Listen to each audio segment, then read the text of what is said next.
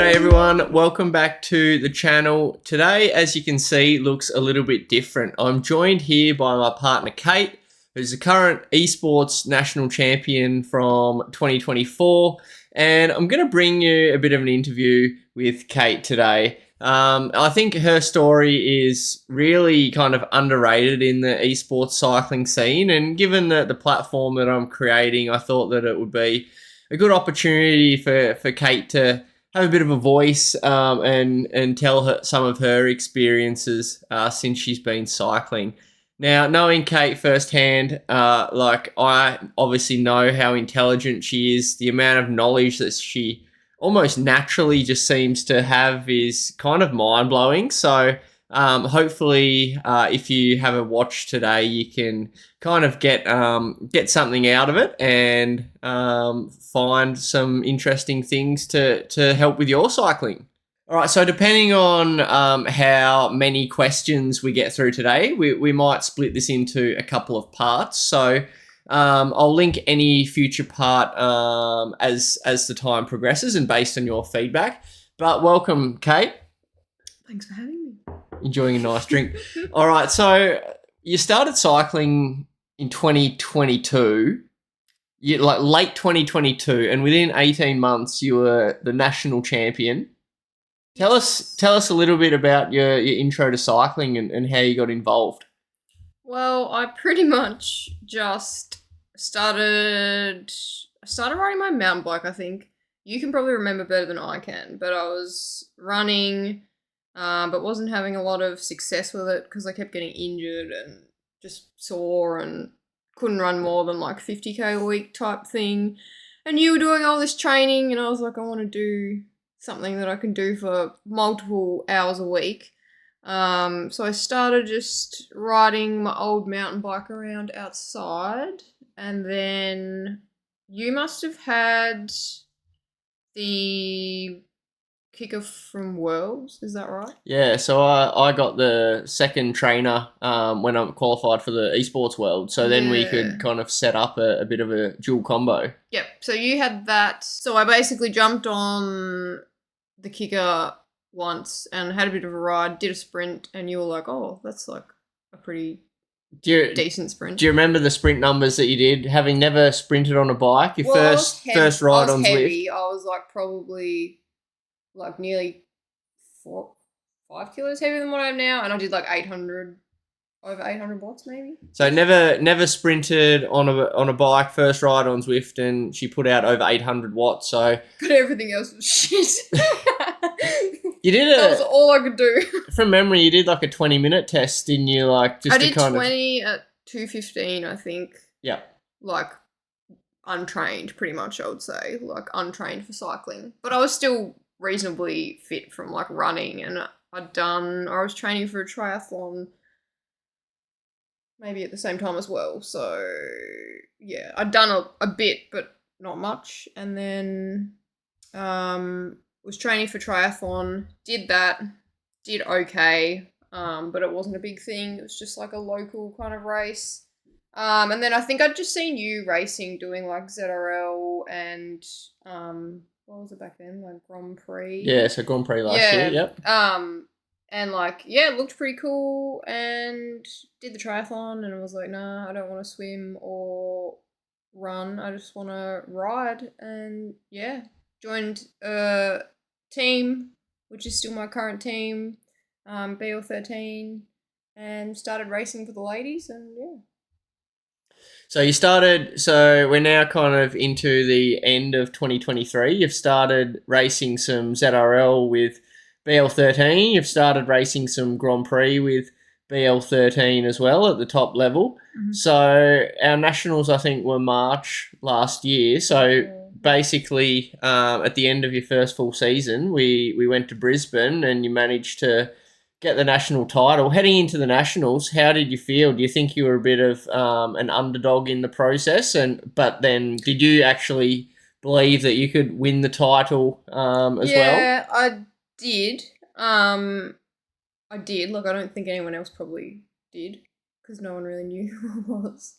But looking at the courses, like, it was pretty flat. And then obviously that final kick on Breakaway Bray really suited my physiology and riding style, so I did, but I think it was more around actually qualifying for me, because from memory the qualifier. Yeah, talk us through the I think it was the Mercury 40 in the qualifiers, and then talk us through that race, and then talk through how the semi-final worked on the Rolling Highlands in Brisbane. Yeah, the qualifier was a bit of a shit show, to be honest, because they ran the men's and the women's together. Like, I remember you were like in the same race as me. That's right. So it just became who could tow. It was just a Watts. Yeah. Like, who had the most. Which woman could hold on to the men the best. Yep.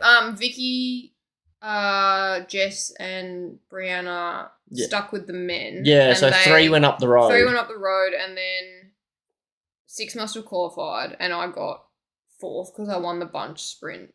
Out of the bunch. So I did qualify. 4 qualified, I remember now. Yep. It was it 4? So I was the last. Yeah, so you sat on the whole race and won the bunch sprint to qualify. But they had another opportunity though, someone didn't was they? doing attacks, like it was hairy.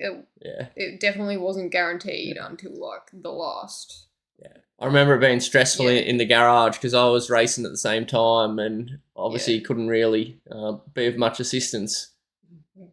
You're fine, mate. In the end, and then the qualifier, Rolling Highlands, 3 laps, 5 in each semi-final with the first 3 to advance. Is that right? Yeah. Look, to be honest, the qualifier, it kind of got easier. Like, the qualifier was the hardest, and then the semi was slightly easier, but still hard because I knew that I had to mark there were a couple of road riders who were like pretty good at road. Caitlin Nicholson was getting in a breakaway. One. And Abby McLean. Okay. Yep. So I kind of knew that I had to mark them because they were both in my semi. So like I had to chase. Basically, you knew if you came to the end, you could outsprint them, but you couldn't let them get. No, if I let them get up the road, I was fucked. So because you were also in the same heat as Tilly and Vicky, who were probably the two. Two favourites. Yeah. Yeah. So it was a loaded semi-final, and I think mine was too. Yeah. Like that in the end. But then like the final was crazy. I was like, right, you just need to sit in and do as least work as possible. Like just let other people cover all the attacks because you're the sprinter here, and then. Yep. And then I think from memory, about 460 watts for the final minute to win the title. I think it was quite 460. Well, I think it was pretty close. It was like 8 watts a kilo for a minute. Yeah, pretty strong. Which is pretty good. Yeah. I didn't really think of that at the time, but I'd only been doing it for what? Yeah, 12 months on a bike, not many people could do that. So that kind of ties into some of the notes I've got here that you're renowned as a crafty racer. So I guess that's an example of where your craft shone through. I remember seeing the screen come up after you'd won the title and yours came up at, it must have been something like 3.4 watts per kilo or something. And there are people in the race that have put out probably 4.5 or something like that. So do you pride yourself on that? And do you have any other examples of some craft that you've shown? I don't know if I pride myself on it, but I just don't have that many watts to go spending. So it's kind of necessity for me. I don't know if there's like any particular other examples, to be honest. Probably that, or like that's the best. Nationals would be the best result that I've had from being crafty. But yeah, I just use it like all the time. Yeah, every good result you have is based on pretty much racing smart. And because I'm still not as fit as some of the other girls, and that's a work in progress. But until we get there, And Kate represented Australia for the first time in 2024 at the UCI World Championships semi-finals, where she also came 24th, which for someone 18 months into their cycling journey to be top 24 in the world, and she missed the World Championships trip to Abu Dhabi. She was there, but competing herself, she ended up missing by 1 place. The roll down with who ended up coming went to 23rd. So super close there. Is that an example of where you've probably used some strategy to your best definitely. advantage? Actually, I didn't think about that one, but yeah, for sure.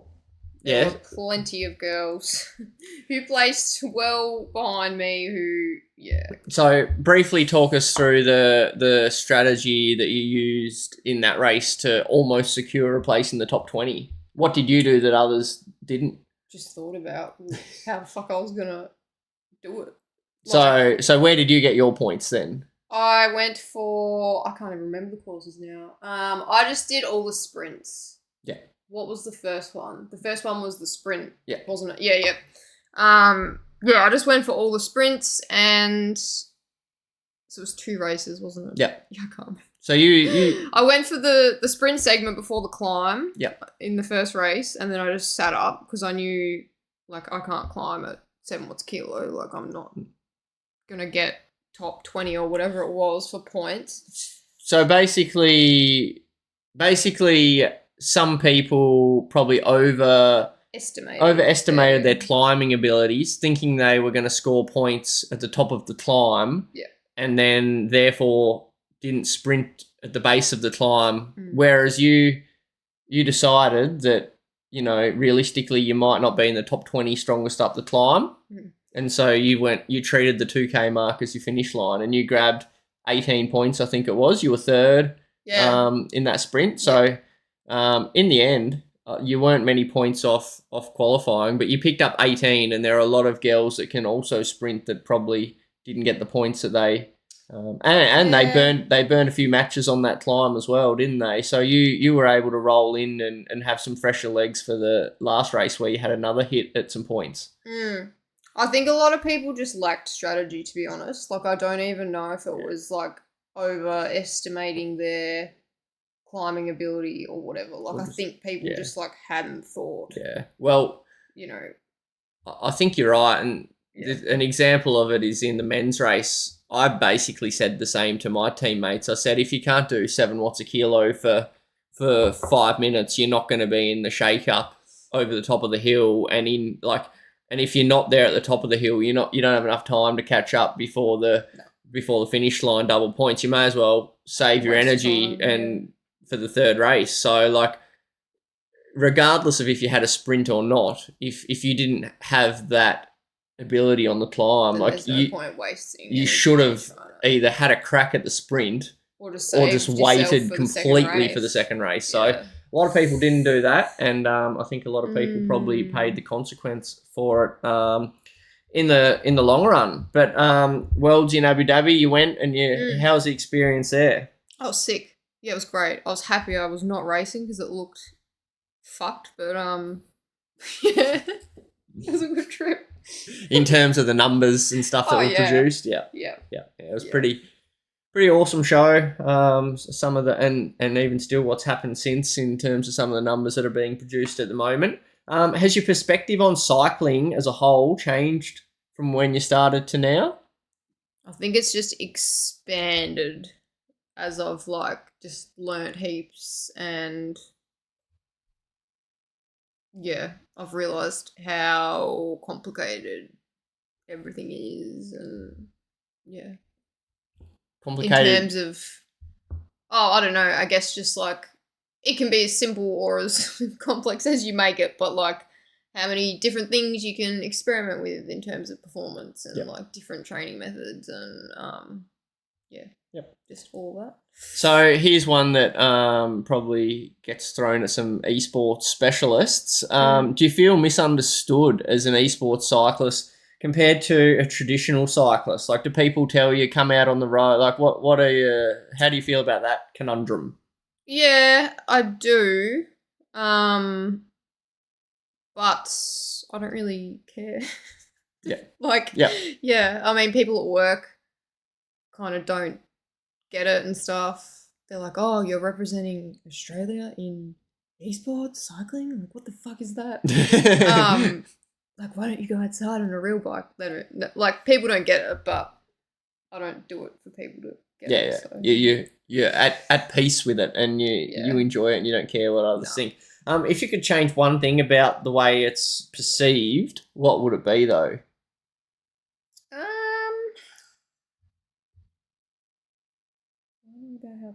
received. I guess just like, and I think this would have to come down to like opportunities and money, because I think that's the only way that like the perception of it would actually shift. But like seeing esports riders as being like of the same caliber level as road riders, because the numbers that we do are, and we have like a very different set of skills, but I feel like there's still this like we're like looked down upon compared to like, you know. I mean, if you were like, and that's kind of what I felt as Aussie champ, like if you were like the Australian national road champ, like think how many, you know, like offers you'd be getting to do this and like sponsorships and you know, You also weren't recently named the Australian Esports Cyclist of the Year to add to your accolades, and it is good that Oz Cycling do have some kind of recognition. We're probably in a better space than some of the national. For sure. No, they're doing really well with like that side of it. But still more to come. If you could, this is a tricky one. If you could design the perfect race, virtual race, terrain, competitors, conditions, what would it look like? For me to win or for me to have fun? Take it as you will. Oh, God. I don't know, because what I'm good at and what I like are almost two different things, because I actually quite like climbing and like more sustained like power type efforts, but I'm not necessarily as good at them. I'm trying to think of Zwift routes off the top of my head.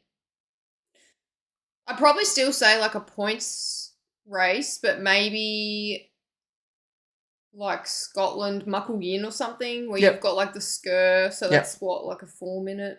3. Yep. Oh, I thought it was a bit longer. But yeah, maybe a points race where there's like FTS on some climbs as well. And some sprints. Yep. Actually, I think one of the first times you probably rose to prominence was on the Zwift stream with Dave and Nathan on the Muckleyin, where you showed some fantastic craft. I think all that stuff's been deleted off YouTube now. Otherwise, I'd link it in. But Nathan was pretty happy with your work, and I think it was the first time that he'd seen you. But I think that's a good answer, because I think points races always allow strategy, just like the Worlds did. And I think that's as I said, I think you're a crafty racer, and you're able to strategize to kind of suit the demands of the race. I think that's a good answer. Let's talk a little bit about training now. This is something that's always interested me from the time that we met. You just had this uncanny knack for kind of knowing about training and just kind of making sense to you. Like, for example, I coach probably 20 odd runners, and we've had discussions about those runners and their programs. And look, honestly, like I would be more than happy like for you to come up with some of their programs, because your mind for it is just natural. Where did you kind of develop that kind of side of things? I don't know. Just the way you think? I think it's just how my brain works. Yeah. To be honest. Yeah. So I guess in terms of your training, what does a normal training week look like? Well, I have a coach now, Alex Coe, who's fabulous. So it really depends on the training block, time of year, upcoming goals, etc. I've decreased my volume a lot since, well, not a lot, but, you know, significantly since working with him. So I'm probably around 10 hours on the bike. Before I was working with him, I was more around like 14, 15. So pretty significant drop in volume there. Often there'll be probably 1 or 2 hours of that are zone 2, but like not a whole lot. And then he just programs my sessions for me, which you've seen some of them. They're pretty hard. I think if But I trained with Alex, yeah. I'd be dead a few times a Yeah. week. So from what I It's, see that you do, like you do a lot of like some real intense stuff that really pushes you to your limits, and then it's yeah. kind of surrounded by, There's a lot um, of zone one though yeah, as a good amount well. of Like recovery because there's you need yeah. it. Yeah, yeah. Yeah, yeah. Yeah. Yeah, I guess so. What training principles have had the most impact on your success in esports, would you say? Well, based on kind of the improvement I've had with Alex, I would say like more of a polarized Yeah. training approach as opposed to like I know zone two training is really big at the Big moment. fad. Big fad. I mean it probably does have benefits for like the general punter and or like athlete who needs to race for like 6 hours. Like yeah, Tade probably needs to do some fucking long zone two rides. But like our races are like less than 90 minutes, so I don't know. We still do zone two. Obviously, it's important, but since adopting more of that, like you're either in zone one or you're like zone three and above. Yeah, yeah. Yeah. Do you incorporate any cross training at the moment in your regime? No, not really. Not really. I try and like stretch and stuff, but this reminds me that I'm getting old, so. Kate's better at those 1%ers than me. That's for sure. Sometimes I actually think it's good to do because I don't really use my like posterior chain very effectively in terms of like glutes and hamstrings. So I think activation stuff is like sometimes good for that, but I don't like lift weights or anything. Do you use data technology, either yourself or with Alex, to kind of guide training decisions? I'm sure Alex probably does. Fuck knows what he looks at. What heart rate 205 or yeah, I don't really. I check actually. Something I do look at is my like resting heart rate. Yeah, you're always looking at that when we're going for walks. Every 10 steps we're going for a walk, and she's like, "Oh, yep." I've got 100 heart rate going for a walk. Oh no. Yeah, I look at that a bit, but I mean, even that, what I notice most with that is that it responds to like stress and caffeine and stuff a lot more than like actual recovery or whatever. Yeah. But yeah, that's probably it, to be honest. Yeah. Now, in terms of the mental side of cycling, so obviously psychological skills are super important. How does that play into your preparation or how you've evolved over the last couple of years? I think confidence has been a big thing for me, just through, well, particularly since working with Alex, like through doing these sessions that are like impossible on paper and then completing them, and like you can't come away from that and like not be confident. So yeah, increasing confidence has been a big thing, and then I just try to go into races or hard sessions, I guess, as prepared as I can be physically, like in terms of like being well fueled and stuff, having like carbohydrate ready to have during it, and then mentally in terms of like I have a plan if it's a race of like what I'm trying to achieve. Yeah. Depending on how I feel. And yeah, same if it's a session. Like sometimes I look at Alex's sessions and I'm like, yeah, okay, I might need to like adjust this in my head. Yeah. In case if I fail this, then like what's my goal kind of thing. Yeah. Yeah. Good skills to have, and I know confidence is a massive one. And an example where I saw Kate's confidence really shine through was we both had some downtime after Nationals, well-deserved breaks, and I came back off Nationals, lost all my fitness, as I tend to do, came back terrible. And then Kate, at the same time, she jumped on the bike. I think she did a ZRL race to help out her team, and her level had improved after a few weeks off. Like you could just tell that extra confidence from winning the Nationals and believing in herself was at a real high. And I think some of that confidence has really helped you over the last probably 12 months. Mm. You spoke about some of that nutrition stuff in your answer there. Now, I know from living together, you got a far greater knowledge of nutrition than me. You take it far more seriously than me. What are your kind of general philosophies on the nutrition side of things, and where have you learnt all this stuff? On the bike or off the bike or everything? Everything. I've kind of just picked it up, I think. Maybe from social media and just like reading about what like pro riders and stuff kind of do, and like podcasts, listen to a lot of podcasts. You're just someone that like takes in that kind of stuff that you see as important to your life. I just need all the help I can get. Yeah. Yeah. You just need all the help you can get. I need all the help I can get. Just like fueling on the bike has been a big one.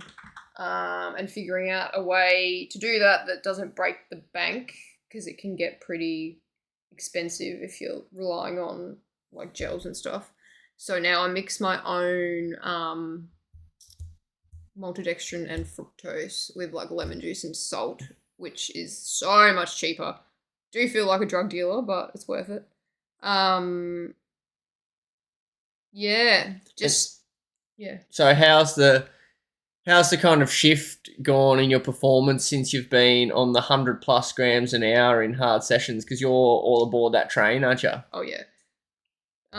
Yeah, I eat as much as I can tolerate, really. Huge improvements. Yeah.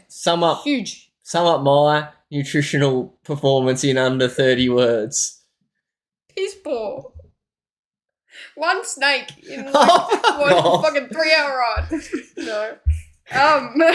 It's getting better. You're adapting. But I feel like we're so different in terms of physiology and stuff as well.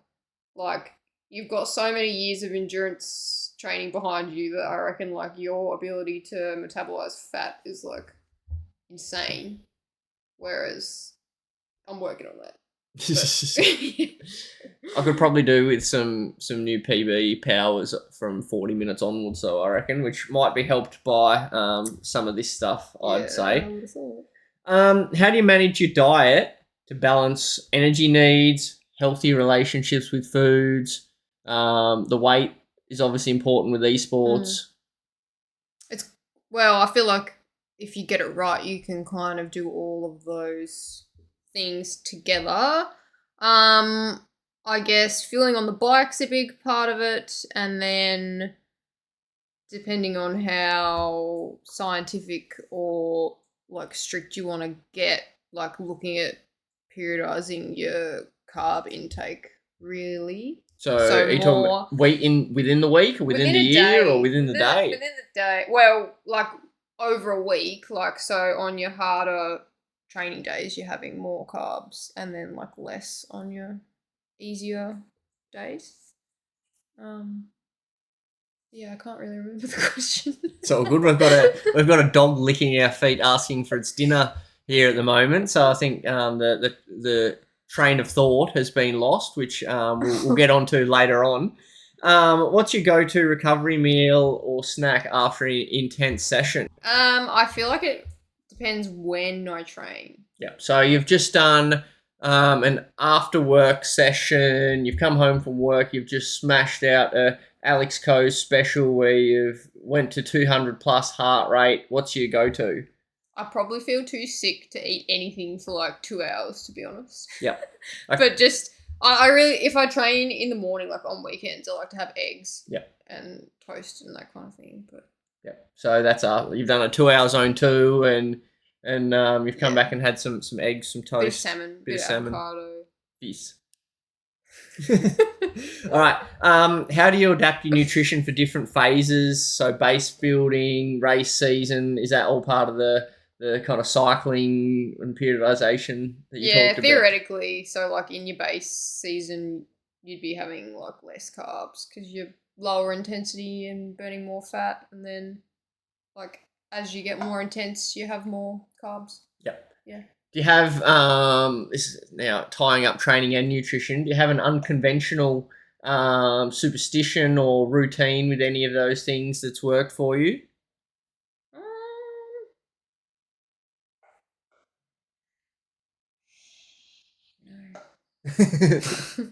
No. Conventional as it gets.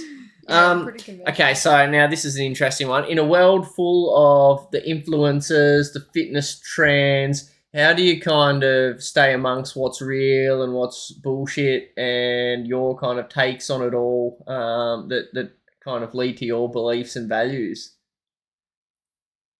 I think you just accept that like 90% of people are bullshit. Seriously.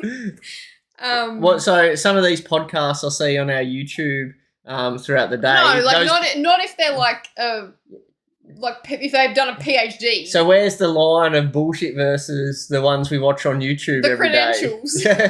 Look at the credentials. Yeah, like if it's some random dude on Instagram telling you Can people without credentials have, like yourself? I feel like you've got an amazing wealth of knowledge, yet you don't but have... it's all anecdotal. Like I don't have any. I don't know. I believe in science, so when trying to gain knowledge, I look to people who've done science. Good call. So in terms of ensuring your choices, training wise, nutrition wise, line up with your health goals. So I was hearing one of these podcasts we have on in the background today where the lady, she was talking about glucose a lot. So are there any kind of health considerations that are different for an elite performer that impact what you do compared to maybe thinking more long term about your health? Look, I mean, obviously, if you're not exercising, I probably wouldn't recommend drinking 100 grams of carbs. That's a great one. On the couch. It's just a couple of frothies. A few Cokes. Yeah, like, I mean, it's all tailored for the output, Yeah. I guess, at the end of the day. Yeah. And do you think that has does that have any long-term risks compared to the science? Maybe, but I don't think we're ever going to have enough data because I don't think there's that many people out there like swigging on 100 grams of carbs an hour. Actually, I heard that random lady on the YouTube say something I really enjoyed, just for the listeners. If you're still with us, hope you might not be. That I've been on the diet soft drinks for as long as I can remember, and she was all about it. She was absolutely never touch a sugar, never touch a Coke with sugar, go for the diet option, and she was a very smart sounding lady. So I felt very very good. Good about yourself. I did. Good. Because usually you hear the people say, oh, those artificial sweeteners, you'll get cancer from all those carcinogens. Oh, yeah. Moving on, because people probably think I'm about to get cancer now. So, if you could go back and give your 2022 self a piece of training or nutrition advice, what would it be? Nothing specific, I don't think. Just like keep going. Yep. With it. Keep doing what you're doing. Yep. If you could go back to your 2015 self, what bit of advice would you give yourself? This can be nutritional. I can't remember what I was doing in 2015. You'd be, what, about 17? Again, similar thing, I guess. I feel like I'm in the right place now for the point that I'm at in my life, if that makes sense, and I wouldn't change no regrets tattoo coming anything about my journey to get there. Cool. All right. Favorite type of workout and why it's effective? Well, I probably don't like what's most effective. I tend to like longer. Ooh, Yeah, no, I would say that. Like longer intervals, say like 15 minutes plus type thing. And like zone 2 rides and stuff. Yeah. I don't like the like VO2 and anaerobic work as much, but I don't know many people that do because it hurts. Yeah. Like yeah. Yeah.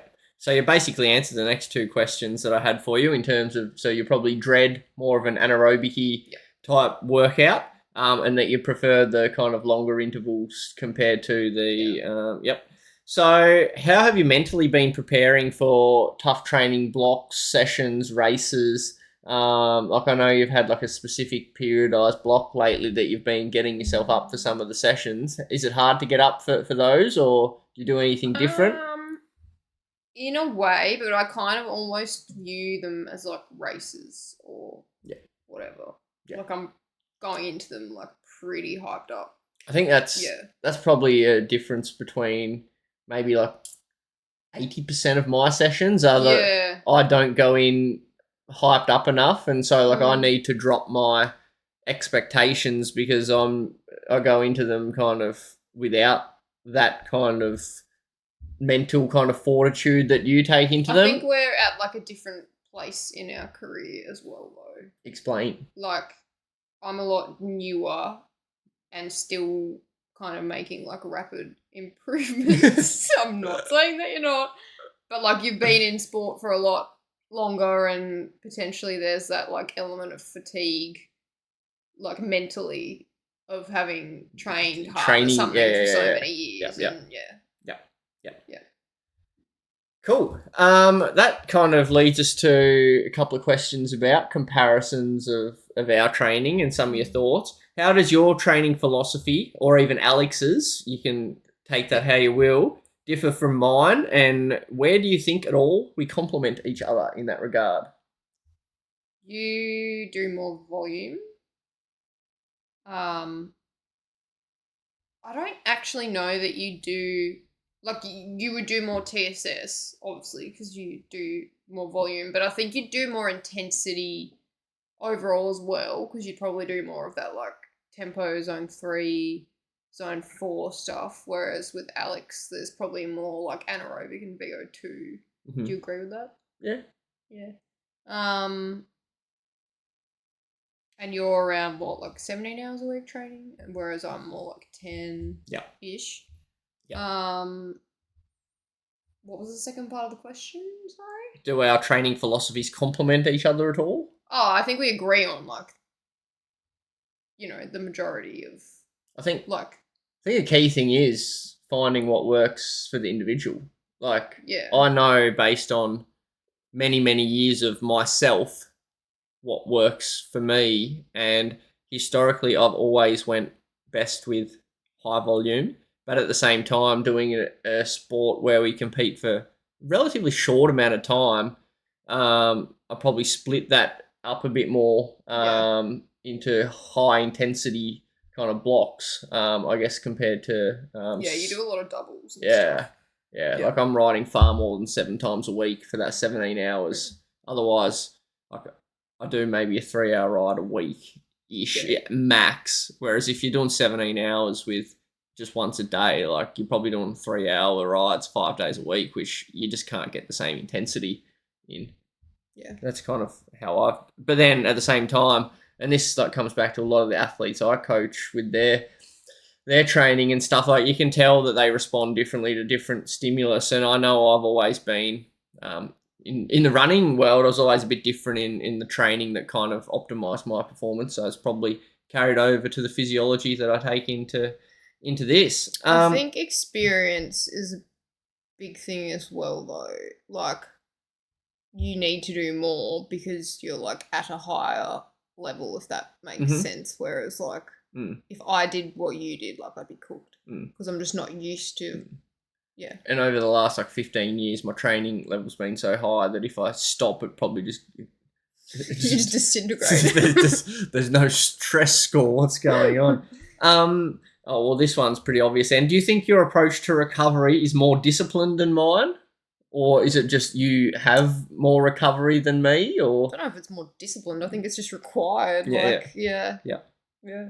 Okay, so what's one aspect of my training that you admire, if there is one, and would consider incorporating into your own, or that obviously depends if you have any say in your program, which Alex tends to give you the workouts, obviously. I mean, I like if I could ride 15 hours a week or something and like be as good as what I am, I probably would, because I mean I like riding my bike, but I don't think that I could. Yeah. I think my top end would drop. Yeah. Cool. How do our strengths and weaknesses as cyclists influence the way we approach our training? Do you think that kind of ties into what we talked about there? Yeah. I think I think our strengths and weaknesses are like influenced by where we're kind of at in our journey, and you having done a lot more, and then obviously you do what works for you and I do what works for me. And typically if we line up in a elite race, the ones I look forward to are the ones that you're not looking forward to, and vice versa, isn't it? So we're kind of on the opposite spectrum in terms of that regard. Cool. Who's better at sticking to structured training, you or I? Me. Why? Because you don't do it. I can't. You do, but I stick to your own structured training. But if someone else structured your training, you wouldn't cope. Nah, need full control. What's the most memorable or challenging session you've done under Alex's guidance? Is there one that stands out? Oh dear, every day. There was one, I can't remember what it was called, like descending VO2 or something, and it started with like 6 minutes at what's 275, like 110%. Oh, it depends. Alex. It was like 6 minutes at like 8-minute power to start with, and then it went 5, 4, 3, 2, and then back up to 6. All up, it was like, wasn't it like 45 minutes? It was like minutes? 40 minutes at like 8. No. Did the power change? No, the power didn't change. Nah. It was fucked. Anyway. And I looked at that and like, I know, like my 8-minute power peak from a race, I'm thinking I couldn't even replicate that for 6 minutes in training, let alone do a 5, 4, 3, 2, 1, 2, 3, 4, 5, 6 after I think I did it right. I got to like the 2, and then it was when I was coming back up. Yeah. We hit a few bumps.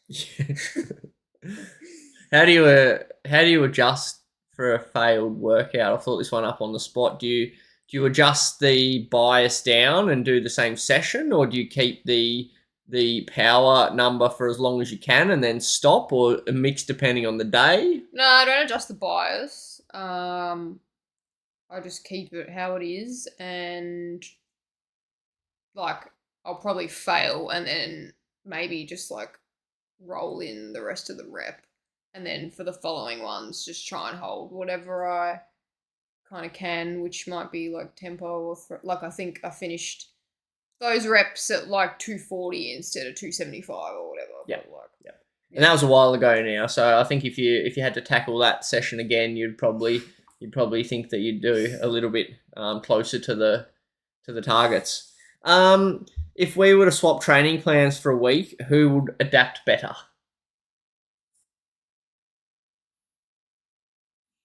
Probably me. Yeah. I don't think I wouldn't cope. I'd fail every workout. You might not though if you had like more recovery. I don't know. Our percentages of FTPs that we can sustain for set reps are vastly different. Yeah. And if Alex inflated my FTP, I would be in a world of trouble. I would be in absolutely all sorts of trouble, I reckon, given some of the workouts that I see on the paper for him.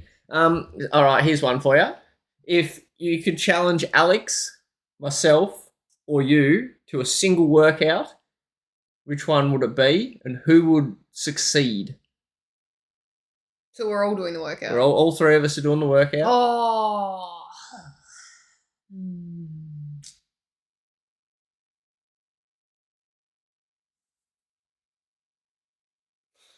So many options. I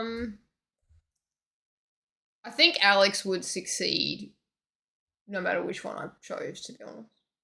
You think he's got it under control, or you think he's setting the FTP bias too low for himself? Nah.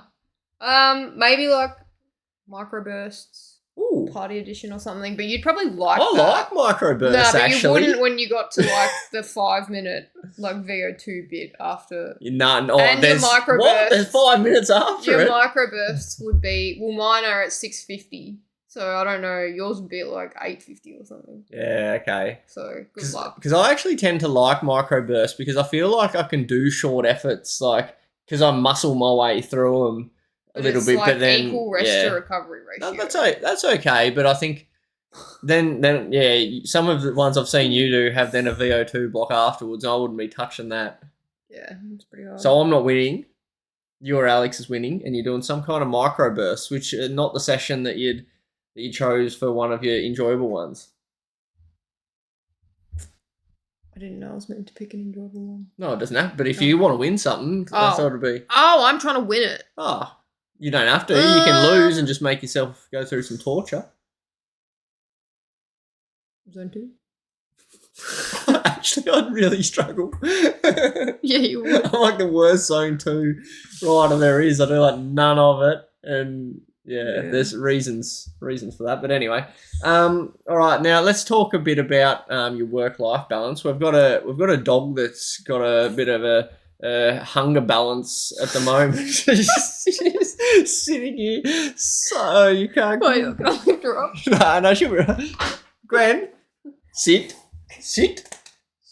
Oh, good sitting. Do you want a kibble? We might take a quick intermission while we feed the dog. We'll be back soon. Here's a quick message from our partners at Mackay Cycles. So, through the month of January, they're offering 15% off the tarmac range using the code Esports. So special one for my followers. I'll put the code up somewhere on the screen. So Australia-wide shipping, that is $150. If you're outside of Australia, yeah, I'm not sure what the deal is there because I know looking at my analytics that the majority of my followers are from outside Australia. So support them in some way. Maybe message me and I can message if you actually want a tarmac, and I'll message Kyle and see if he can ship them. Because Queensland's basically closer to Europe than I don't know, a lot of places are. So yeah, get on the code, and yeah, we'll be back in a minute. All right, the dog is fed and we are back and into it here. Moving on to some of the balance stuff that I want to talk about, because I know since we've met, obviously a big part of our relationship is finding balance between all the important things in life and values and those kinds of things. What strategies have you used to ensure that you don't burn out with the combined pressure or responsibility from everything you've got going on in your life? I've just started a new job like 6 months ago, and they let me go 0.9, which is a start. It's probably not quite what I would like long term. Like if I could go just a bit less, I probably would. So 0.9 being 90%. Yeah. Full time, yeah. So I work full time basically, and then finish at 2:00 2 days a week. If I could work like a 4-day week, that would probably be ideal, or just have a job with like more flexibility in general. Yeah. I'd be pretty keen at some point to work for myself, but I'm a speech pathologist at a hospital, and I don't know that I'd want to do that for like working for myself. So I don't know. Use some of these skills that you've got to put to good use if there was a desire for it, maybe. Yeah, possibly. Cool. So yeah, just try and negotiate with the workplace, and then just, I don't know, I feel like we live a pretty simple kind of lifestyle, which I think definitely helps. Yep. So you believe that it's possible to achieve elite performance while maintaining a balanced lifestyle and while working kind of almost full time and that kind of thing? Yeah, I think so. I mean, it depends what your priorities are, but obviously we both prioritize like our sport very highly. Mm-hmm. Yeah, if you want to, you can do it. Yeah. Just kind of, and that kind of applies to anything with the balance with money, I guess, doesn't it? So like, Yeah. even if it's a hobby, but if it's, you know, if you grinding you down too much, then you know there's always Get rid of it. How do you decide when to say no then to work or other commitments to protect the time that you need for the stuff that you're doing in the esports and the training? I don't often really find myself saying no to things because I feel like I just don't, like, I know kind of what my limits are, and I like make that clear from the outset kind of thing. Yeah. And yeah.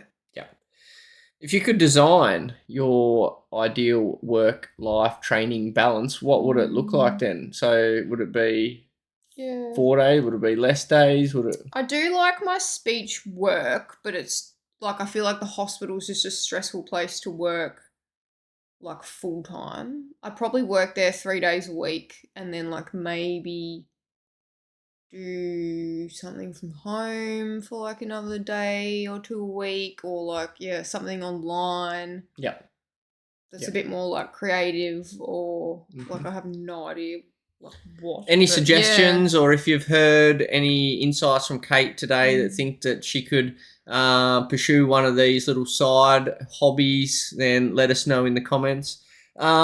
How do you think working less, so currently the 0.9, or even if you were able to kind of wrangle your way down a bit less, how does that impact kind of like your happiness and your training? I think it just makes everything just a bit easier, and like it's probably more mental than physical, I think. Like I could do the amount of hours that I'm doing if I worked full time, but it's just like nice to have the time to like plan the sessions and like just have time to do them, like have time to eat properly like during the day so that you can do them, and then not just constantly rushing around 24/7 and no time to kind of do anything. Yeah, but I think it probably like it doesn't need to be like much less to get that. Like I mean, I only work like 4 hours less, or like 3 and a bit less than like full time, and that makes a huge difference because on Tuesday and Thursday, which are my 2 session days, I finish work at 2 o'clock, and then I can come home and like if I wanted to, I could ride for like 4 hours. Yeah. So. But you haven't had any 4 hours on the menu. Thank God. What advice would you give someone trying to prioritize their personal time in a world that values often values working as hard and as often as you can? Well, I mean, I guess in a way, like I see my cycling, even though I know it's not because there's no financial gain, I see the time that I spend at work and the time that I spend training as like work, essentially.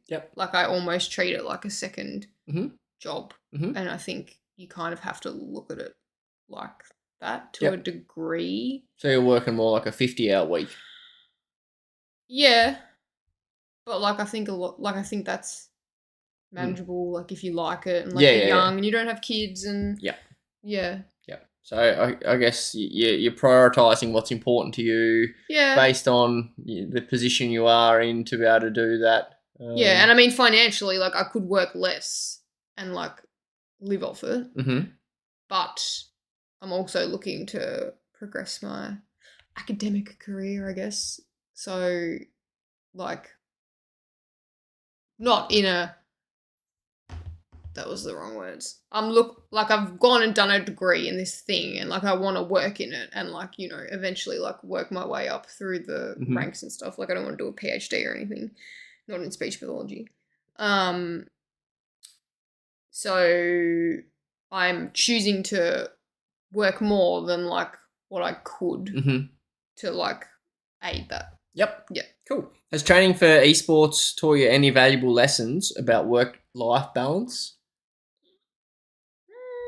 Or maybe I just feel like I've just always, like growing up, I never thought that I would work a 9-to-5 job. Yeah. I don't know what I thought I would do. Yeah. I always thought I'd be like an author or something. Or like, she's got good writing. She's going to launch some articles soon, so stay tuned for the website link. Because I never really coped very well with like, I don't know. I like routine. I'm a person that needs routine, but I never coped very well with like doing the same thing every day. Yeah. But in a weird way. Well, I don't know. Even when we first met and cycling wasn't on your radar at all, like in everything that you did then, like there was always a routine, a discipline, a dedication to it. Like you never had any issues kind of completing or doing stuff. So I think that's just a value that's ingrained. Yeah. I think I'm probably a bit autistic. But Everyone's on the spectrum these days. How has our shared value for free time influenced our relationship and lifestyle choices? We do a lot of training and we don't go on any holidays. Yeah. I guess it just works. Like you could do everything that we do if you had a partner who wasn't into it, but like it would probably be more stressful maybe. I don't know. It's good that like it's good having someone that's so understanding of it. Yeah. Like I remember like back when I qualified for that Worlds and stuff, like yeah, you're supportive, but like you didn't quite like you probably didn't get it. Like you're like it's now you're kind of invested in the space yourself. Like obviously you're fully aware of some of the things it means and the sacrifices that you've had to make to try and have success for it.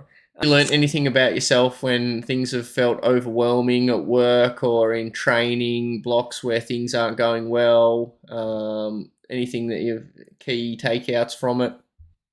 About my like could be anything. Personality? Take it how you will. Yeah, anything. Things you value, personality traits. I feel like other life things have been like way more challenging than training or whatever.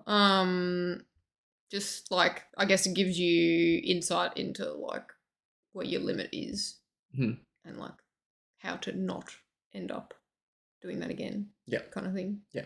Like good reflection. Yeah. Yeah. Yep. Cool. What's your favourite way to unwind after a long day of training or work? We're starting to get to the finish now. Some fun questions to finish off. I don't unwind very well. I feel like you don't either. Nah, it's bad. Highly strung in some ways. Yeah. Or it's not anxious though. Like I just have a very weird. You start doing something and then you keep doing it. I just get very like tunnel vision, hyper focused. Yeah. Like I like to read, and there's like a couple TV shows we watch and stuff. But again, if I'm like reading, I just get fixated on it, and then like I can't sleep. That's where all that knowledge just absorbs into the brain. I do like listening to podcasts, reading.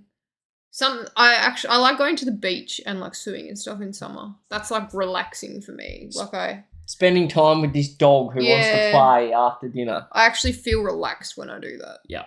Yeah.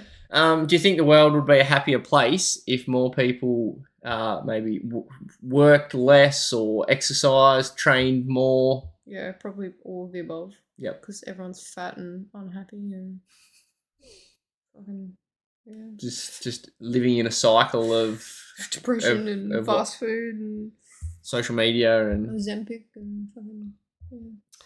If you could live anywhere with the perfect balance of work, life, training, where are we living? Or you don't have to live. You don't have to take me with you. But away from you. I like it here, to be honest. I think prior to esports cycling, I probably would have said somewhere warm, like maybe somewhere in Queensland. Yep. In Australia or something like that. But bit far north. But Yeah, probably now, maybe like a Scandinavian country or something. Yep. Just because I know they have like really high standards of living, I guess, and Yep. like healthcare and. So what are we talking? Are we Norway, Sweden, Finland type thing? One of those. Yeah, one of those. Yep. I think Shout out to our mates in there. They've probably got some of the most supportive esport federations in the world. I'd have to say. Yeah, I could get a bike fit from Alex then. Yep. Yeah. So Alex is in Finland, isn't he? Yeah. Yep. And then I think another cool thing with that would be we wouldn't have to race at 3 a.m. because we'd be in Europe. Europe, yeah. That'd be cool, wouldn't it? Yeah. Wow. We finished? Out of questions. Do you have anything that you want to add or share? You've been coming up with starting to put pen to paper on some articles and stuff lately. You're going to be launching a bit of a side project. You want to talk about that before we bid farewell? Yeah. I'm launching a blog-ish thing, just a website basically, where I'm going to put some articles that I've written about esports and can probably be applied to cycling more generally, really. So keep an eye out for that. I will probably post it on my socials. Nope. There. That's Instagram. Yeah. Yeah. Keep an eye out for that. Keep an eye out for it. Kate's been furiously putting down a few articles. I know there are some people that are kind of in the space that that like to digest as much content as they can. I know, like, I'm someone that listens to all the podcasts that I can, and the more content that's out there, the better. So if you're someone that that's also like that, I'm sure some of Kate's insights you'll find fascinating. So yeah, just like to thank Kate for wanting to jump on and have a chat today. Now, let me know if you've enjoyed the chat. If you have any questions about Kate's journey, feel free to let us know in the comments. Any suggestions if you liked some of this stuff? I know it's very different to everything that I've put out so far. Hopefully, if you're still with me, it hasn't been too bad of an hour of your time. And yeah, open to any suggestions and have been enjoying putting out the content for you guys. So yeah, cheers for listening. We'll catch you in the next episode or the next YouTube video. Cheers. Thanks for having me. No worries. Bye.